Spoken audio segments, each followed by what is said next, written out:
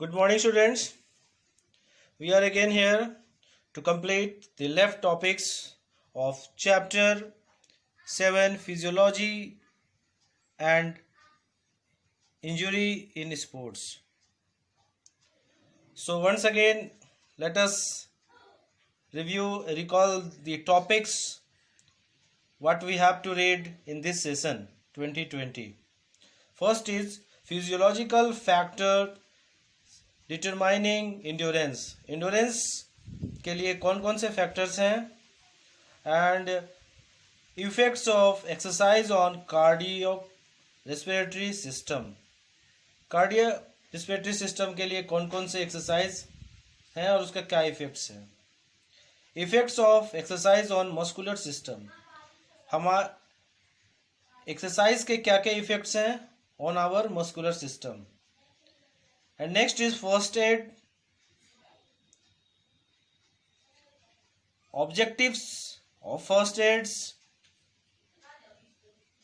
injuries, in injuries, soft tissue injuries and hard tissue injuries, and later on soft tissue injuries के अंदर में क्या क्या आते हैं, skin injury, muscles injuries and hard tissues में minor injuries and serious injuries. So let us start, but before starting I want to share one question and its answer. Okay, what is high altitude sickness? Okay, this question may be come or not come, but it is important to learn.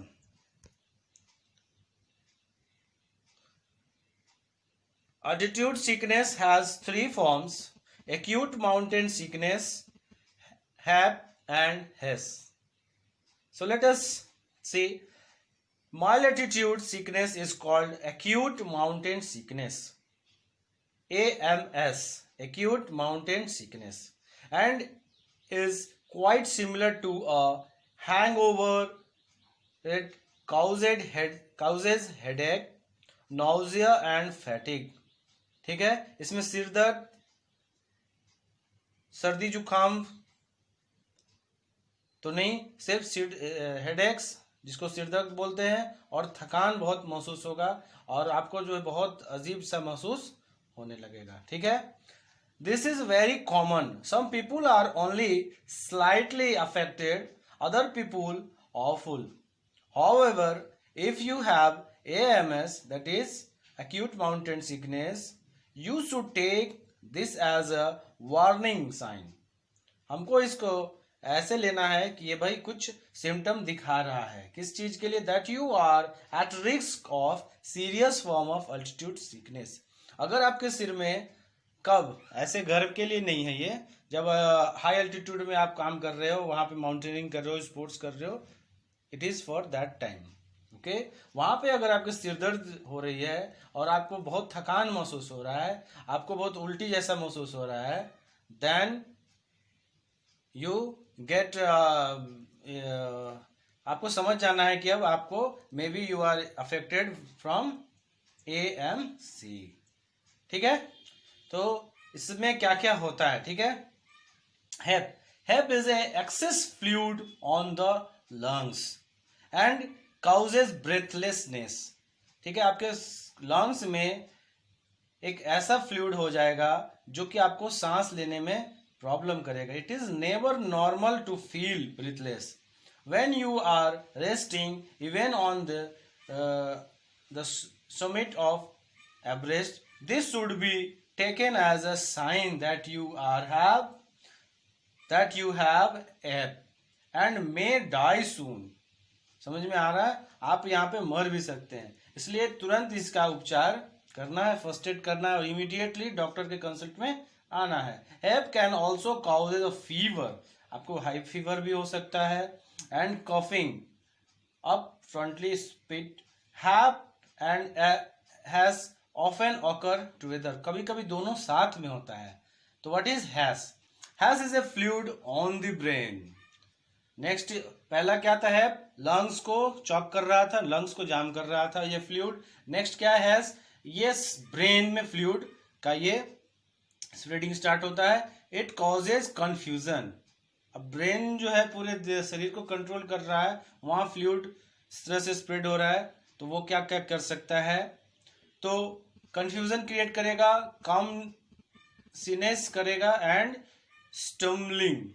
The first sign may be uncharacteristics, उसको आप पहचान भी नहीं पा रहे हैं, behaviour such as laziness, excessive emotion, बहुत अजीब टाइप का रोने का मन कर रहा है, क्या हो रहा है, अजीब फीलिंग होने लगेगा, और वायलेंस, हो सकता है आप झगड़ा भी करने का मूड में आ जाए, मतलब आप अपने इमोशन पे कंट्रोल नहीं कर पाएंगे इमोशन पे, ठीक है। Drowsiness and loss of consciousness occur shortly before death, तो मरने से पहले ये सब सारा चीज हो सकता है। So this question is very important to know, maybe it may be come or not come, but you should know, okay, the high altitude sickness, okay. So let us see the first aid. First aid is the immediate and temporary care given to the victim. जिन्हें भी चोट लगा है या कोई बीमार है, तो उनको सबसे पहले उनके केयर में जो उपचार होगा वही फर्स्ट एड होता है। The first objective is to save life, सबसे पहले है कि उनका कैसे आप उसको सबसे पहले आराम की स्थिति में पहुंचा दें, उसके बाद इलाज होगा। The guides us what to do and what not to do which can further help us to avoid injury और डैमेज। फर्स्ट एड का सबसे पहले ध्यान यही है कि ऐसे स्थिति में पहुंचा दे कि फर्दर और ज्यादा इंजुरी और या फिर और ज्यादा डैमेज ना हो, ऐसे स्थिति में पहुंचा दिया जाए एटलीस्ट, ठीक है। उसके बाद जो होगा, the first aid was used by Saint John Ambulance Association in 1879। सबसे पहले फर्स्ट एड यूज हुआ था 1879 में, सेंट जॉन एम्बुलेंस एसोसिएशन, ठीक है। Let us see the objectives. Objective तो 2 लाइन में भी क्लियर है, लेकिन point wise we will read, okay. Let us see first objective क्या क्या हो सकता है। Immediate aids, think about ABC, stop bleeding, kept away, crowd kept away, भीड़ से हटाना है, भीड़ को हटाना वहां से। Wrap the injury in cloth और blanket, sympathetic attitude, fluid should not be given to the unconscious person, जो अगर इसमें बेहोश वगैरह है तो उसको तुरंत कुछ पानी वगैरह पिलाने का नहीं है। Medical aid at last, okay. Let us see immediate aid. What is immediate aid? Immediate aid क्या है? If possible the first aid should be provided immediately. At this time we should not think about unless things, time is very precious that moment, at that moment, so without wasting any time the decision should be taken so that immediate aid may be given to the victim। अब वहां पे ये नहीं सोचना है कि क्या होगा नहीं होगा। कई बार बहुत सारा प्रॉब्लम होता है कि भाई मैं कैसे करूं नहीं करूं, मेरे हाथ गंदे हो जाएंगे, या फिर जेंडर प्रॉब्लम भी कई लोग सोचते हैं। हाँ, वहाँ सोचना पड़ेगा, ठीक है। कई बार आप प्रॉब्लम में आ सकते हैं, तो वहाँ पर इमीडिएटली जो हो सकता है तुरंत करना है, या किसी को कॉल करके उसको फर्दर एक्शन के लिए एक्टिव हो जाना है, ठीक है। Next is think about ABC। The person who provides first aid to the victim should think about ABC. What is ABC? Airway, breathing and circulation. So first of all, he should check the throat of the victim. He should unbutton the shirt of the victim. Then he should check up his respiration. He should check the respiration. If victim's respiration is not running well, he should give him artificial breathing AB. After that, the person giving first aid should check of his blood circulation. For this purpose, he should check his pulse rate. If his pulse rate is not fed by the first aiders, he should use cardiopulmonary resuscitation CPR. ठीक है, techniques immediately. In this process, artificial respiration is given, and after that chest is pressed for artificial blood circulation. This process must be repeated at least 15 times. Okay? इसमें क्या बोला जा रहा है? Think about ABC. अगर आपने किसी को देखा है वो गिरा पड़ा है, ठीक है, चोट लग चुका है, सपोज एक्सीडेंट किसी का हुआ है, हम लोग वहां पे जाएंगे, नॉर्मली क्या करेंगे, ओहो क्या हुआ है, नहीं हुआ है.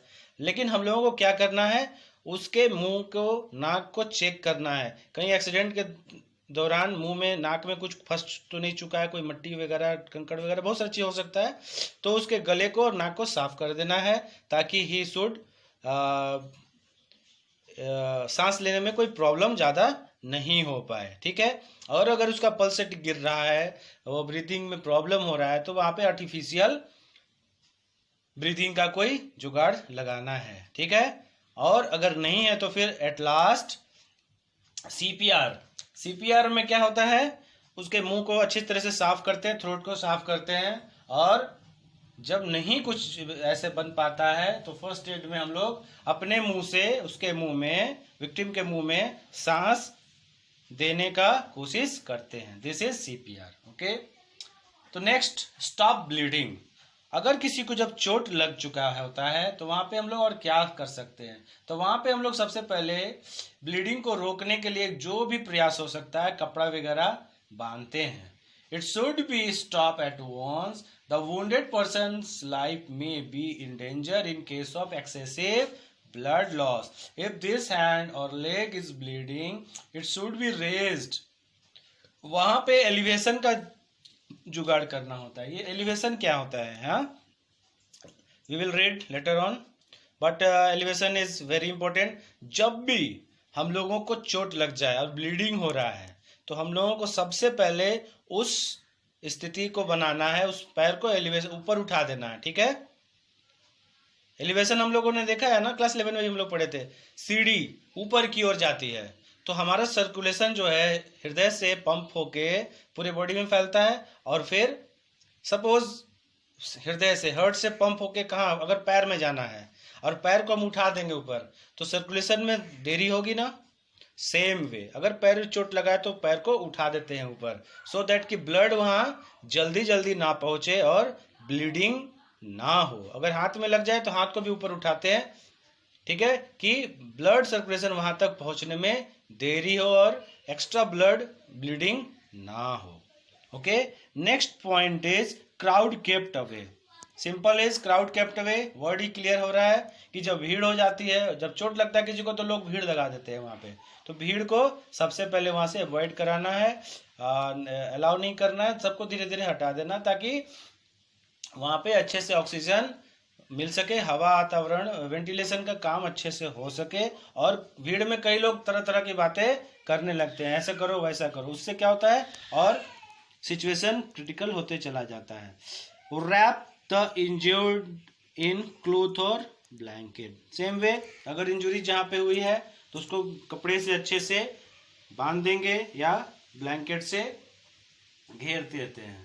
ठीक है. सो सच दैट कि victim should kept in warm, so he should be wrapped in cloth और blanket. Next is sympathetic attitude. उसके साथ बहुत अच्छा व्यवहार रखना है. The person giving first aid should have sympathetic attitude when an accident happens. The wounded or injured person feel fear and terror. He should be treated as politely and sympathetically so that he may come out of his fear full. कई बार क्या होता है ना, suppose दो लड़के accident हो गए, bike से जा रहे थे. अब वहां पे क्या है, सबसे पहले तो उसके दिमाग में, जहन में आया, अरे बेटा अभी तो क्या हुआ कि ये मेरे पापा पीटेंगे, स्कूल में खबर जाएगा, पनिशमेंट होगा, फाइन लगेगा, सारा चीज होगा. उसके वो जो है ना साइकोलॉजिकल बहुत परेशान हो जाता है. तो वहां पे कैसा एटीट्यूड हमको करना है कि ओह बेटा कोई बात नहीं, अब आपकी जान तो बच गई है ना। चलो ठीक है, this take lesson for next time, you will not repeat it. Okay, आप नेक्स्ट टाइम से रिपीट नहीं करेंगे। चलो ठीक है, फाइन लगेगा, लेकिन ये आपके लिए लेसन तो होगा ना। हाँ हाँ, सॉरी अंकल। ऐसा उसके साथ सिंपैथेटिकली जब बिहेव करेंगे ना, तो उसका जो डर है कम हो जाएगा। डर के से क्या होता है, कई बार ना आपका ब्लड सर्कुलेशन भी बढ़ जाता है, ब्लड प्रेशर, और आपका जो इंजरी और बढ़ जाता है। ठीक है, तो ऐसा बिहेवियर रखना चाहिए उसके लिए। Okay, next is fluid should not be given to the unconscious person. If a person becomes unconscious due to accident, he should not be given any liquid, because liquid substance may enter into his windpipe and that may create further problem. कई बार accident में क्या हुआ है नहीं हुआ है, क्यों बेहोश है, हम लोग तो जान नहीं पाते हैं ना। तो वैसे स्थिति में अगर हम लोग कुछ लिक्विड दे दिए और वो अगर कहीं लंग्स वगैरह में या फिर दूसरी जगह चला जाता है, ठीक है, विंड पाइप वगैरह में प्रॉब्लम कर देगा, तो प्रॉब्लम बहुत क्रिटिकल हो जाएगा और आप फर्स्ट एड की जगह में आप उसका लास्ट स्टेज तक पहुंचाने का काम कर चुके होते हैं। ठीक है, last is medical aid. Medical aid फिर वही है, first adder should call the doctor और एक्सपर्ट इमीडिएटली। और ज़्यादा उसके बाद अपना दिमाग नहीं लगाना है कई बार, क्योंकि फर्स्ट एड बस फर्स्ट एड जैसा होना चाहिए, उसको ऐसे रूप में पहुंचा देना है कि तुरंत हम लोग पहुंचा सके नेक्स्ट स्टेज के लिए। ज़्यादा दिमाग लगाने से और प्रॉब्लम बढ़ जाता है। चलिए, next is injury. Injury injury क्या है, फर्स्ट सॉफ्ट टिश्यू इंजुरी है और हार्ड टिश्यू इंजुरी है। हार्ड टिश्यू इंजुरी में हम लोग माइनर है और सीरियस। सीरियस में क्या है, डिसलोकेशन है, फ्रैक्चर है। फ्रैक्चर से टाइप्स हैं, फ्रैक्चर्स के टाइप्स बहुत सारे हैं, लेकिन but we have to read in this year greenstick, comminuted, impact, transverse, stress and oblique fracture only। ठीक है, पूरा बुक इस बार नहीं पढ़ना है, जब तक न्यू वर्जन का बुक आया तो ठीक है, अदरवाइज ये सारा पॉइंट हम लोग चेक कर, आप लोग को दिया भी हुआ है पहले से। ठीक है, इस बार रिवाइज टॉपिक क्या क्या है। तो let us see soft tissue injury. Soft tissue injury में क्या है, skin injury and muscle injury. तो let us see skin injury. Skin injury में क्या है, कंट्यूशन है, एब्रेजन है, लैक्सीरेशन है एंड इंसेशन है। ये क्लास 11 में भी हम लोगों ने पढ़ा था। तो let us see. Okay, and muscle injury में cramp, strain and sprain. Okay, let us see. Let us see contusion. It is the injury of skin caused by severe blow or impact by external object without breaking the continuity of skin। Skin को तोड़ता नहीं है, फोड़ता नहीं है, बस normal भाषा में बजा देता है। तो ये कैसे कैसे हो सकता है, आप सीवियर कोई पंच लग गया, कोई बॉल से चोट लग गया, अचानक इस तरह से हम लोग गिर गए, वहाँ पे छिले कटेगा नहीं, बट स्किन के अंदर बहुत ज़्यादा अच्छे से डैमेज हो जाता है। Okay, in order to in other word it is the crushing of soft tissues। बोला मैंने, अंदर में उसमें चोट लग चुका होता है। why a violent external force without breaking the continuity of skin। generally contusion is caused due to hitting of blunt object। it causes acute pain and sometimes loss of function of affected part and swelling over that part. हम लोग class 11 में ही पढ़े थे कि किसी भी चीज से, बॉल से, किसी पत्थर से चोट लग सकता है, या फुटबॉल में या बॉक्सिंग रिंग में, ठीक है, ये सब में ज़्यादा लगता है, या आपके क्लास में फ्रेंड लोग कई बार दे देते हैं, तो ये सारा चीज़ हो सकता है। वहाँ पे क्या होता है, स्किन में चोट लगा, उसके अंदर में टिश्यूज डैमेज हुए, और वह सेंसलेस भी हो सकता है, कई बार पार्ट काम नहीं कर रहा है, और उसका कलर चेंज होगा। ठीक है, सबसे पहले तो वहां जब चोट लगा तो रेड हो जाएगा, रेड से फिर bluish and at last black. इसको मैनेज कैसे करेंगे, फिर वो फूल भी जाता है, डिसकलर्ड हो जाएगा skin. Okay, red, bluish and at last black. Immediately हम लोग वहां पे क्या करते हैं, बर्फ लगाते हैं, ठीक है, या फिर एंटीसेप्टिक कोई क्रीम लगा सकते हैं अगर थोड़ा मोड़ा कटा है तो, ठीक है, या फिर एंटी इंफ्लेमेटरी लगा सकते हैं हम लोग वहां पे, थम्बोसाइड करके एक आता है, या फिर जो भी है कोई ऑइंटमेंट लगाए रिड्यूस पेन करने के लिए। और विदिन 2 दिन का, 2 दिन के अंदर का जब चोट है तो वहां पे हम लोग बर्फ यूज करते हैं। नॉर्मल ये सब इसका ट्रीटमेंट है। Next is abrasion. It is injury of the surface of the skin. In this injury skin is scraped और रब्ड बाय फ्रिक्शन। किसी से रगड़ खाने से वहां पे छिल जाएगा। It causes severe pain and sometime bleeding over affected part. It expose the blood vessels and the superficial layer of skin is scraped off. This injury is commonly caused by sliding, slip over surface. Football में, cricket में जब हम लोग jump लगाते हैं, dive लगाते हैं, या फिर हम लोग खुद भी घर में खेलते रहते हैं, या फिर स्लिप करने का बहुत सारा खेल है, इसमें ये सब कॉमन है। ओके, और ये खास करके हड्डी के नजदीक वाले जगह पे जल्दी होता है, ठीक है, एल्बो में, रिस्ट में, नी में, एंकल में, और भी बहुत जगह आराम से हो सकता है ये, बट ये कॉमन फेवरेट जगह है एब्रेशन का। Yes, favourite. तो इसमें क्या करना है, अवॉइड फ्रिक्शन, इस सबसे बचना है और नहीं लगने देना है, क्लीन करना है, उस पार्ट को साफ करना है, एंटीसेप्टिक क्रीम वगैरह, ये सारा चीज आपको यू आर वेल नोइंग, ठीक है, और उसमें साफ कपड़ा मलहम के साथ लपेट सकते हैं। Next is laceration and incision. Laceration ये भी स्किन इंजुरी है। इसमें क्या होता है कि हम लोग को किसी चीज से चोट लग गया, ठीक है, पूरा अच्छा से चमड़ी कट चुका है। लैक्सेरेशन और इंसिशन में बस यही सिंपल सा फर्क है कि लैक्सेरेशन जब भी होगा तो वो फट चुका रहता है और उस पूरा उसका डिजाइन जो है ना, नाम भाषा में बोलेंगे, बुरी तरह से उसका कोई सुंदर देखने में नहीं लगेगा घाव। और इंसेशन में क्या है, कोई ब्लेड से, कोई शार्प चीज से जब कटता है ना तो उसको बोलते हैं इंसेशन, उसमें टांका लगाना आसान होता है। और जब ये लैक्सेरेशन होता है ना, कोई ब्लंट चीज से चोट लग गया, पत्थर से या कोई ब्लंट लोहा पत्थर, ये एक्सीडेंट वगैरह में इस तरह से कटता फटता है, टांका लगाना यहाँ बहुत बुरा होता है, मुश्किल होता है, मतलब ढंग से नहीं हो पाता है, ठीक है। तो सिंपली बात है कि लैक्सेरेशन भी कटा है और इंसेशन भी कटा है, बट इंसेशन में क्या है, सुंदर कटा हुआ है कोई शार्प चीज से, और लैक्सेरेशन बुरी तरह से कटा है, उसका कोई सुंदरता नहीं आएगा। इसको आप लिखेंगे नहीं ऐसा सुंदरता वाला भाषा में, बट वो शार्प और ब्लंट चीज से कटने के बाद जैसा घाव होता है वो है, ठीक है।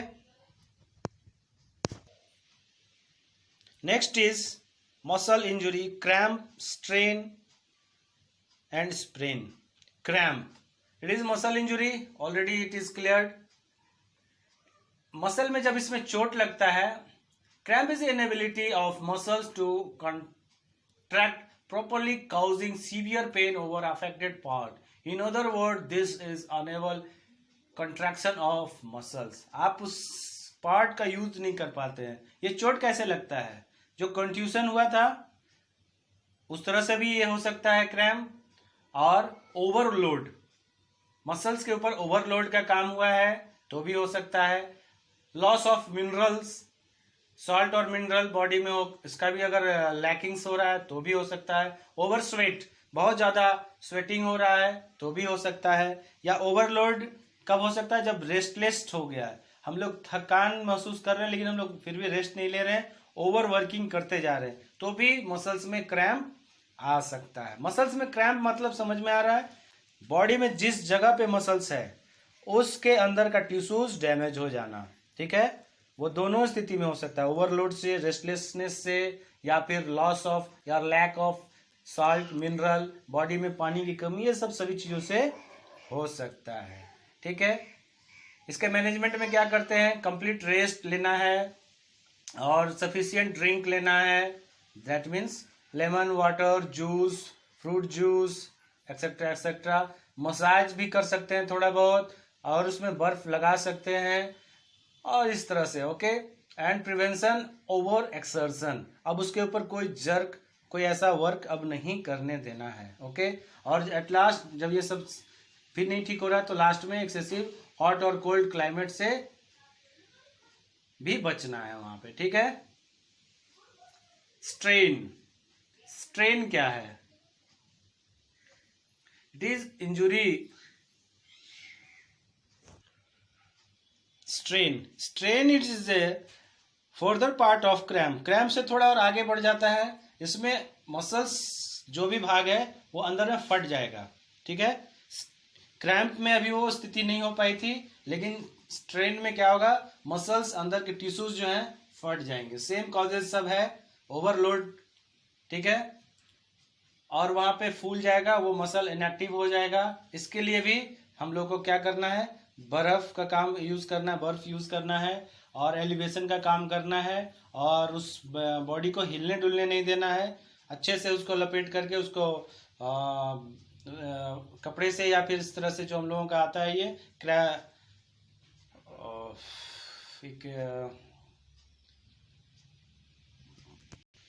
बैंडेड, क्रैप बैंडेड वगैरह का यूज करना है। The treatment and management step of strain injury is referred as RICE. RICE का नाम आप लोगों ने सुना होगा 11 में, राइस एंड प्राइस। ठीक है। फर्स्ट इसको हम लोग लास्ट में करेंगे, राइस और प्राइस के लिए। एक लाइन में बस सुन लीजिएगा अभी। What is RICE? राइस का स्पेलिंग है RICER, राइसर।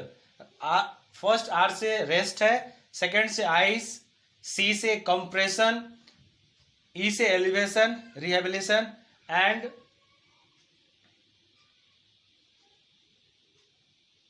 Rest to player and complete restrict the movement of affected part. उसके बाद फिर से rest. Last is sprain. What is sprain? ये भी मसल्स का है बट थोड़ा सा डिफरेंट है। आपके बॉडी पार्ट में जहां भी लिगामेंट है, लिगामेंट एंड कार्टिलेज बोन, वो उस जगह पे ये होगा। That means at the point of joint, जितने भी जॉइंट्स हैं, खास करके ये आपके नी में ये स्प्रेन होगा।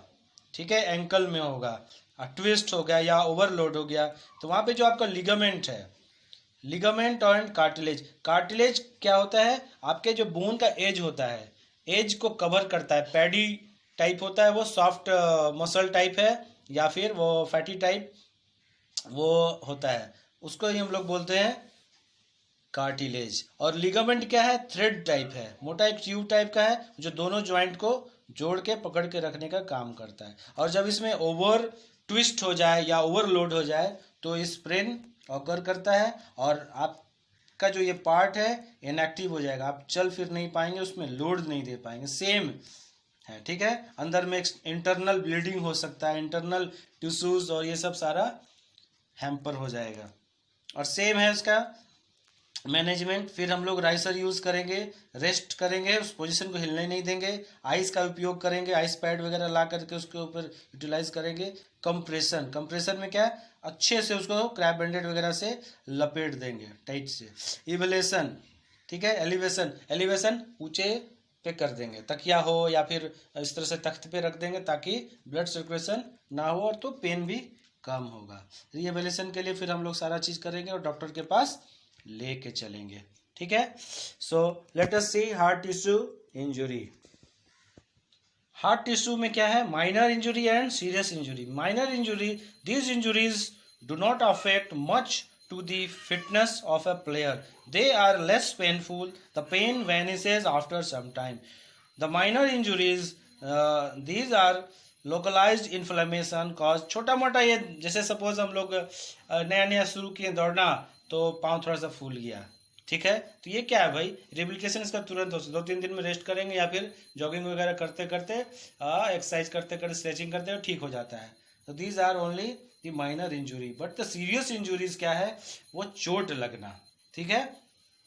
सीरियस इंजुरीज में क्या, डिसलोकेशन, ज्वाइंट डिसलोकेशन हो सकता है और या फ्रैक्चर हो सकता है। तो let us see dislocation.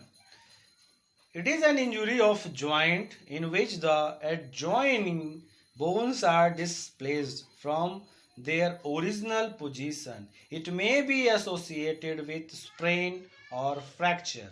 Dislocation is mainly caused due to direct or indirect impact over the joint. It may be simple dislocation, fracture dislocation, or complicated dislocation. Deformity may arise if treatment is not given properly. Dislocation is common in throwing and jumping events.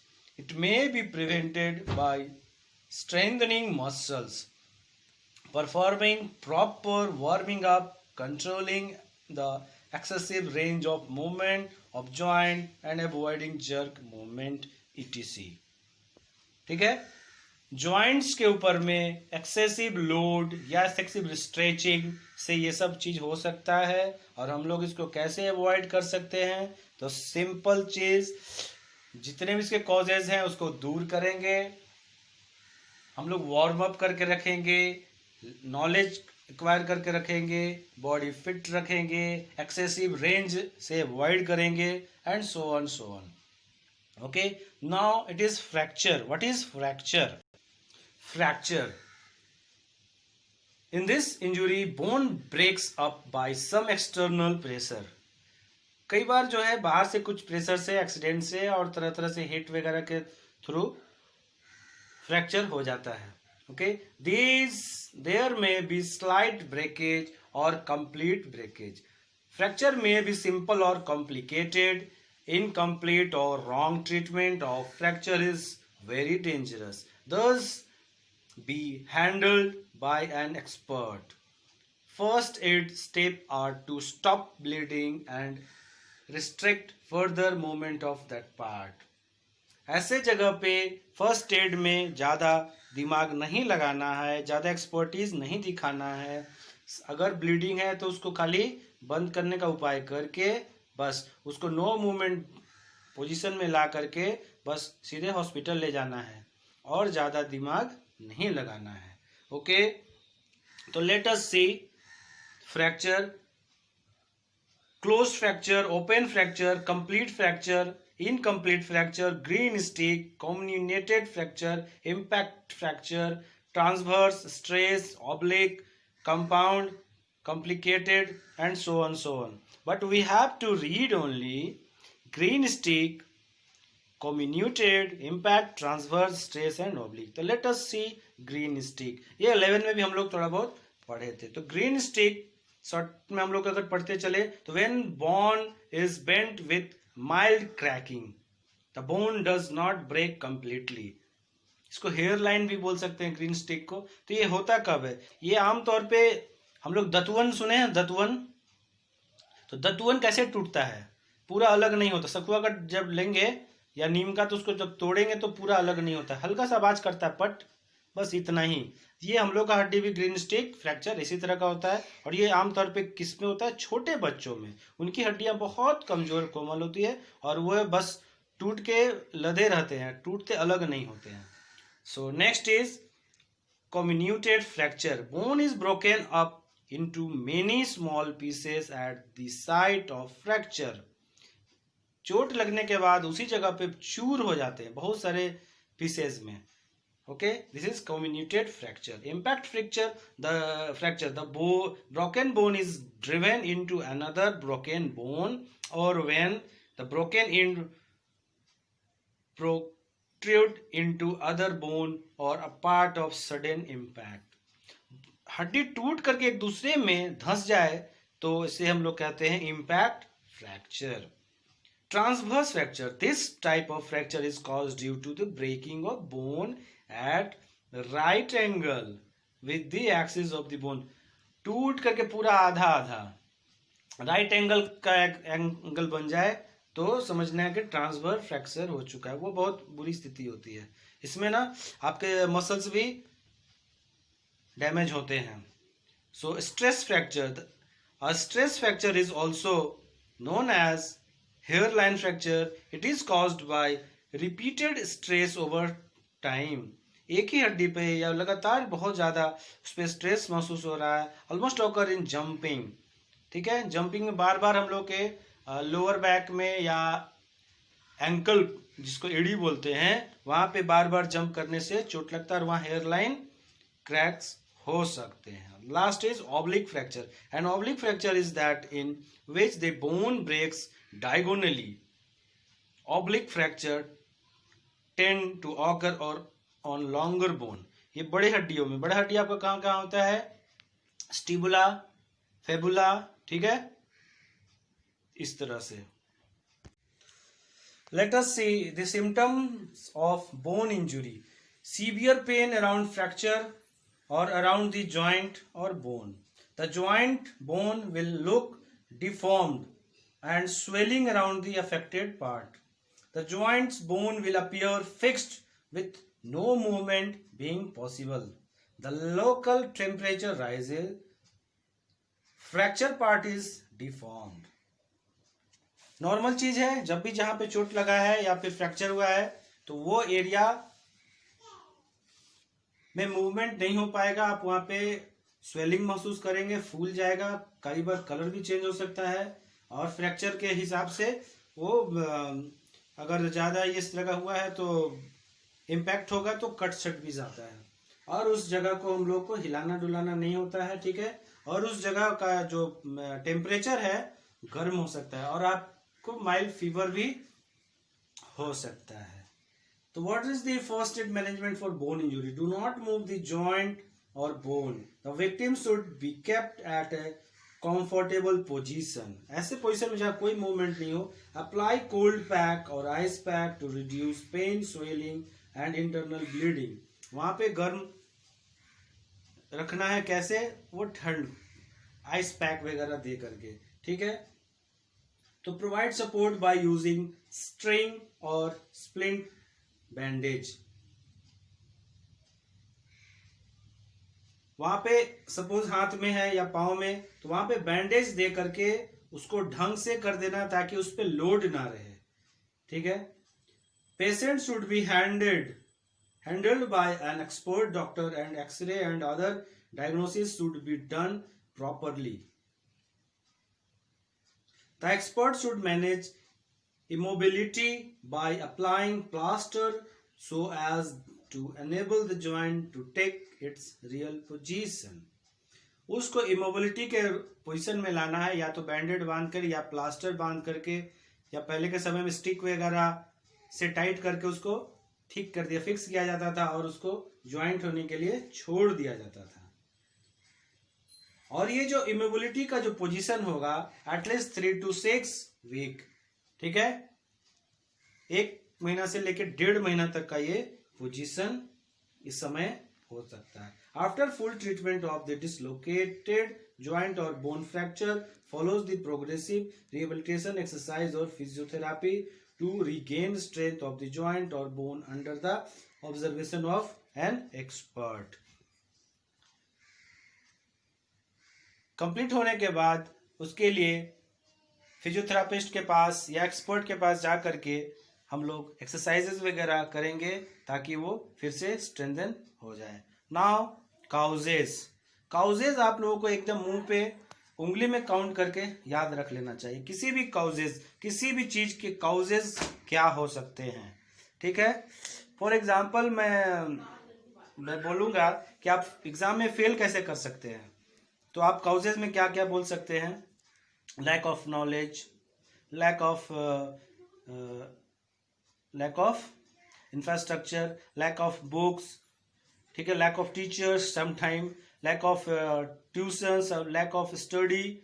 सारा चीज आप लोग बोल सकते हैं कि पढ़ने का टाइम नहीं मिला, बुक नहीं था, लाइन नहीं था, तो याद नहीं हो पा रहा था. तो हम लोग ये वो तमाम तरह का चीज. सेम चीज स्पोर्ट्स में भी है या इंजुरी में है, ठीक है. अगर स्पोर्ट्स में जाते हैं तो हम लोग वहां पे लैक ऑफ नॉलेज सबसे पहले, वार्म अप सबसे पहले, ठीक है, ग्राउंड का कंडीशन, इंफ्रास्ट्रक्चर भी बोल सकते हैं सबसे पहले, और इक्विपमेंट जो प्रोटेक्टिव गियर्स जिसको बोलते हैं वो सब सारा चीज होना चाहिए, ठीक है. टैकलिंग कैसे हैंडल करें, स्किल, ये सब सारा चीज इसमें आता है. और सेम चीज इसी को भी हम लोग प्रिवेंशन में यूज कर सकते हैं. कॉजेज को बेटर यूज कैसे कर सकते हैं, वही उसका प्रिवेंशन होता है. तो सारा चीज को आप नोट करेंगे अच्छे तरीके से और सबके लिए आप इस तरह से वेब चार्ट का ज़रूर प्रयोग करें, एग्जाम्पल ज़रूर दें, ठीक है। मैनेजमेंट कैसे करते हैं, क्या कॉजेज है, क्या उसका डिफरेंशिएशन, सारा चीज़ आप इसको हैंडल करेंगे। और बुक को रीडिंग ज़रूर करेंगे, चैप्टर वाइज रीडिंग करें। और कोई भी प्रॉब्लम होने से just ask me. Thank you.